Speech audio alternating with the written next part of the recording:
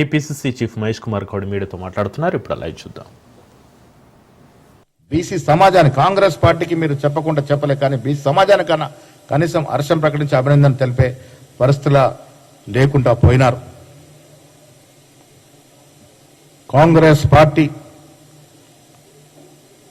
ఎన్నికలకు ముందిచ్చినటువంటి అంశాలన్నీ కూడా ఒకటొకటిగా ఇంత ఆర్థిక నిర్బంధం ఉన్నా పూరిస్తూ వస్తా ఉన్నాము.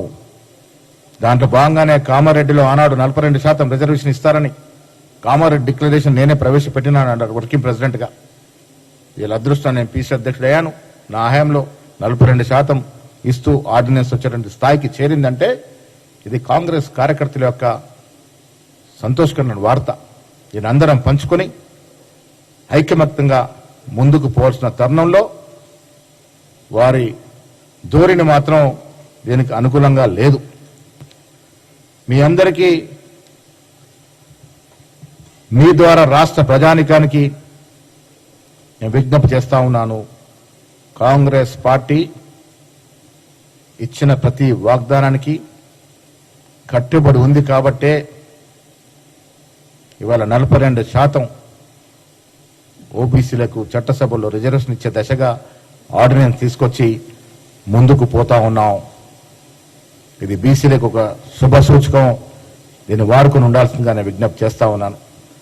10 ఏళ్ళు అధికారంలో ఉన్న బీఆర్ఎస్ పార్టీ కనీసం 2018లో ఈ 42% రిజర్వేషన్ ఇచ్చి కేంద్రం నొప్పించుంటే కొన్ని వేల మందికి అలా బీసీలకి రాజకీయ అవకాశాలు వచ్చేది. అది రాకుండా అడ్డుపడమే కాకుండా ఇలా కాంగ్రెస్ పార్టీ చేస్తే హర్షించాల్సింది పోయి విమర్శిస్తా ఉన్నారు.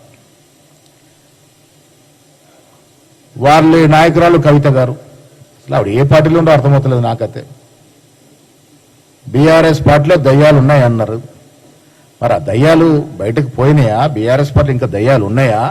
ఉంటే ఆ దయ్యాల పేర్లు ఏమిటి? ఆ దయ్యాల కార్యక్రమాలు ఏంటి? ఇప్పుడు ఎవరంటే పడతా ఉన్నా పిశాచులయ్యి ఆ దయ్యాలు పిశాచులు పీడ వదిలిందా లేదా చెప్పే స్థాయిలో లేదు. మొన్న ఆవిడ మేము ఆర్డినెన్స్ తీసుకొస్తే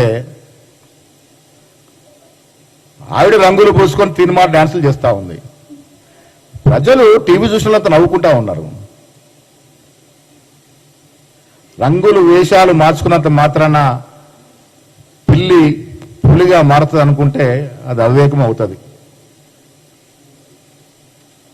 లిక్కర్ స్కామ్ లో రాష్ట్రానికి తలవంపు తెచ్చిన కవిత భగీరథ ప్రయత్నం చేసినా ప్రజలు ఆమెను పట్టించుకోరు. తెలంగాణ రాష్ట్రం వచ్చినా సామాజిక తెలంగాణ రాలేదని చెప్పిన కల్వకుంట్ల కవిత మరి బీఆర్ఎస్ అధికారం ఉన్నప్పుడు ఎందుకు స్పందించలే? ఇవాళ బీఆర్ఎస్ వల్ల సామాజిక రాలేదని ఒప్పుకున్న ఆవిడ మరి బీఆర్ఎస్ వల్ల వచ్చిన ఎమ్మెల్సీ పదవి ఎందుకు రాజీనామా చేయట్లే? బీఆర్ఎస్ పార్టీకి ఎందుకు రాజీనామా చేయట్లే?